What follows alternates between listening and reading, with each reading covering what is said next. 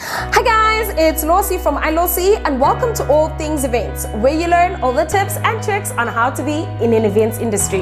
Welcome to another video, and this video is all about 10 signs event management is not for you. I know I've been giving a lot of tips and tricks on how to get into the industry, how you can start an events business and so forth. However, I need to come here and also tell you that sometimes, as much as I'm giving you all the information, some of the things that I do not mention might not necessarily be for you. That is why I'm coming here to give you all these signs so that you can relook and think about joining the events industry. So without wasting any time, let's just go ahead with today's video. Today's video, I'm going to talk about 10 signs event management is not for you. Sign number 1. Answering your phone 24/7. Guys, if you cannot answer your phone for 8 hours straight, it's going to be a bit of a problem, because being an event manager or being an event planner requires you to organize events all the time. You need to be chatting, calling, texting, emailing different clients, different suppliers about events that are happening, about whatever that you need from them, payments, ordering stock, equipment, and so forth. So you're constantly going to find yourself being on your phone 24/7.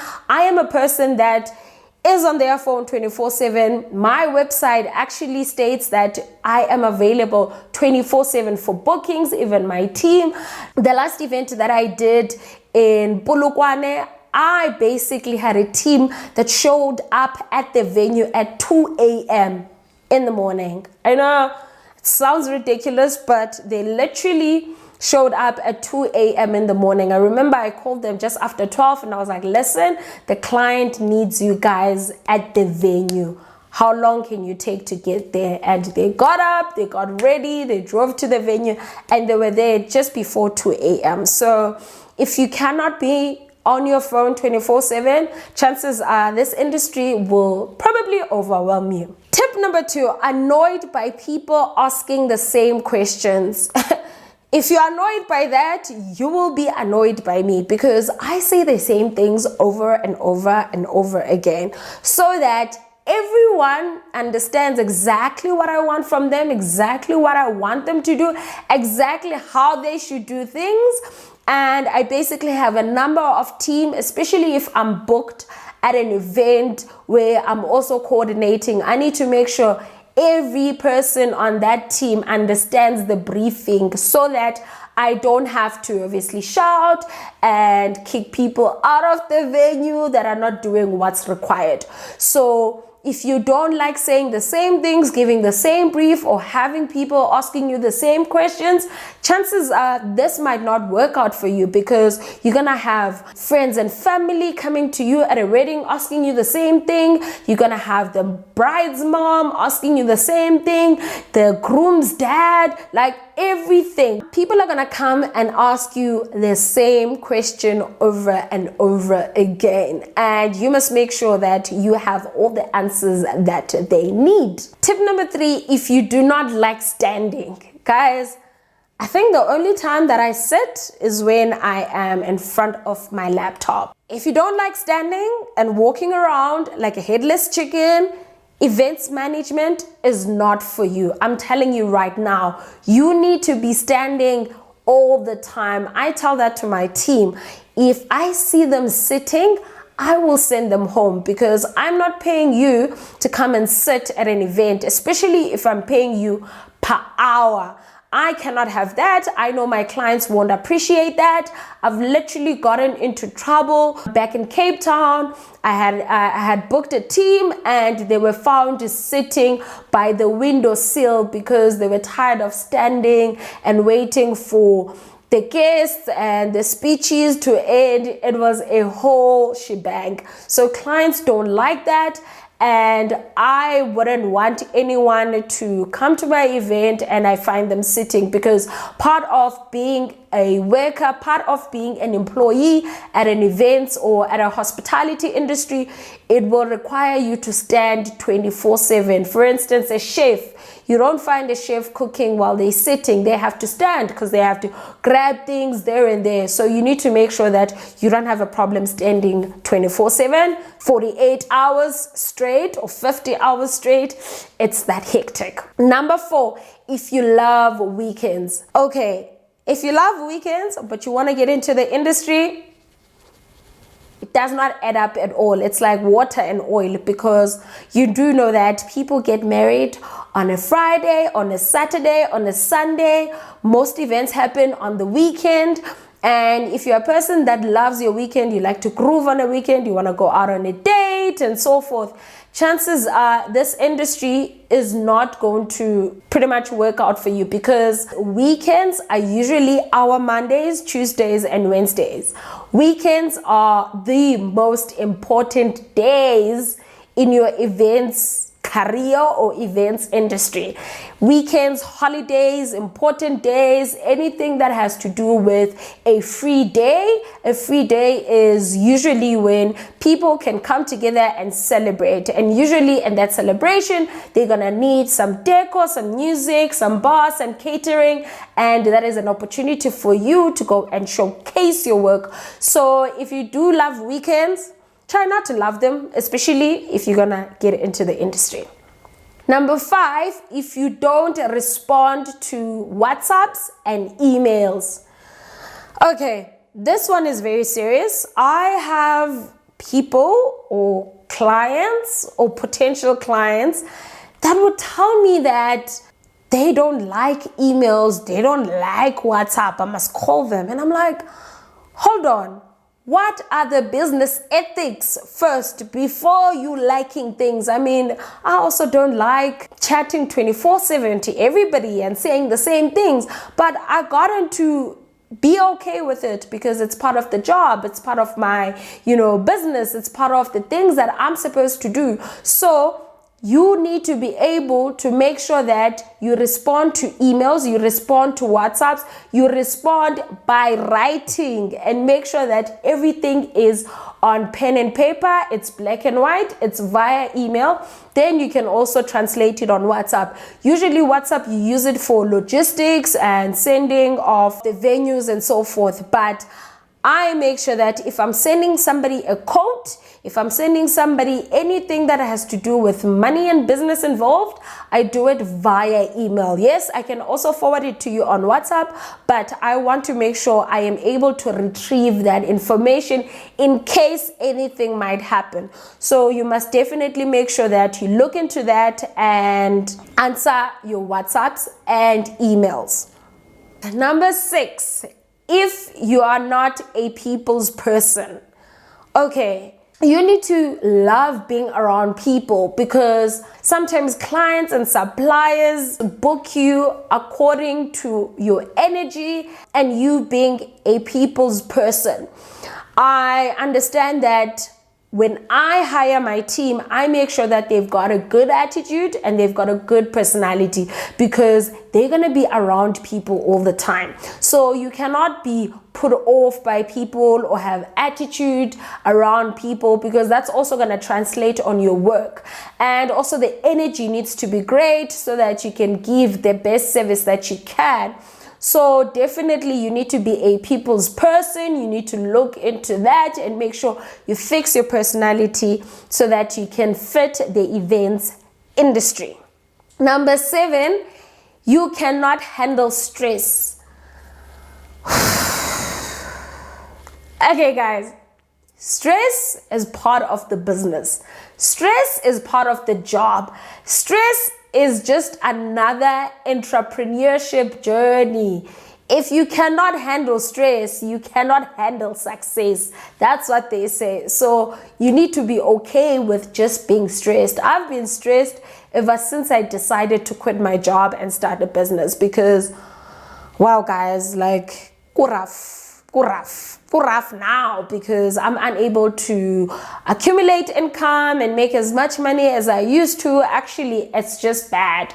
But at the same time, it doesn't mean that now I can chill, I'm not stressed. That is why I'm coming to you, and I'm trying to obviously do something instead of just lazing around and hope for things to be better. So once you start, taking on something different, once you start, leveling up, once you start getting out of your comfort zone, you're gonna need to handle stress, especially if you are in the events management industry, especially if you are working with people. You need to make sure that you are able to handle stress, because people are just gonna stress you. You're gonna be stressed all the time. People will show up late, they will make excuses, suppliers will give you the wrong equipment, people will just try and rob you. Like, there's a lot of things that are gonna happen. You're gonna have chefs shouting at you, or clients shouting at you, people just telling you like everything that will make you feel like, you know what, can I just open this earth or open this ground and just jump in? Because it's gonna be very stressful. You're gonna be very stressed. You're gonna stress over money, you're gonna stress over time, you're just gonna stress over everything. And you need to be able to make sure that even if you are stressed, it doesn't show on your face that I haven't had money in a very long time, but I'm still able to show up and deliver. Number 8, if you are afraid of asking questions. Guys, if you can't ask questions, you can't be in this industry at all. You need to ask questions. You need to ask the type of flowers they like, the type of colors they like, the type of music they like, the type of everything that they like, because wow, you're gonna deal with different individuals, different characters, different cities, different styles, different everything. So you need to make sure that you've got all the information that you need. And people might not give you all the information, but you need to take it up on yourself and make sure that you are the one that is asking that information and making sure that you've got all the briefing that you need. Especially if you are the one that is planning the event, you need to make sure that you ask that person everything, because you don't want to plan an event and get a chef that is vegetarian only to find out these people or your guests are kosher. So you need to make sure you ask everything. Tip number 9. Number nine. This is probably the most important tip, because it's about organization, being organized. So part of being an event manager is being able to organize people, stuff, equipment, whatever you are organizing, dates, flowers, flooring, anything. Controlling the time and people, and basically making sure everything is organized. Organizing yourself first to make sure that you get there on time and all the things are in order. They are washed, they are delivered on time. They are the orders that you want. You have enough staffing, you have literally everything. So you need to make sure that you are an organized person. It worked out quite great for me, because a lot of people used to say I'm OCD, which I don't think I am. I just like things looking accordingly. Order. Do you get what I mean? I'm that person. Oh no, look at this. I need this there. Do you get what I mean? And sometimes people get annoyed by that. Some people are okay with just leaving things lying around and not making sure things are, sitting in order, double checking things.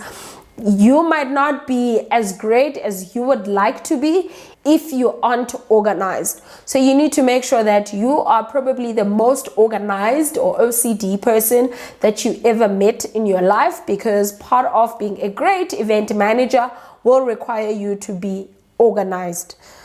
And the last one is you're not self-promotional. So what you need to understand about this is that I'm not saying go to people's events and start promoting yourself everywhere, and start wearing your t-shirts with your phone numbers, giving out business cards, giving out flyers and so forth, especially if you are booked to cater, booked for staffing, or booked to do whatever at that event. Do not do that. That is just so bad. I've seen, people coming to people's events all branded, everything, like, they come with a whole lot of things, but at the same time, that is not their event. I'm not saying don't come with your brand. Obviously, if you're a brand, you've got a branded car, you've got a branded t-shirt, a branded dress. I'm not saying don't wear those things, but what I'm saying is that don't go there and plug yourself as if this is your event. First of all, it's very disrespectful to your client. It's very disrespectful to you as well, because that is not your event, and the way that you are doing things is not pretty. It is not glamorous at all. You need to understand that this person is my client. This is how we come dressed. This is the standard.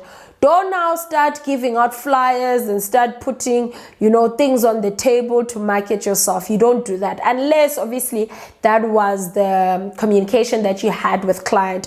What I'm saying is that if somebody sees you at that event and then they start ask questions about, oh, hey, how do you shoot this if you're a photographer, or how do you do that, then you can definitely, promote yourself and sell yourself to that particular person. But don't take over people's events.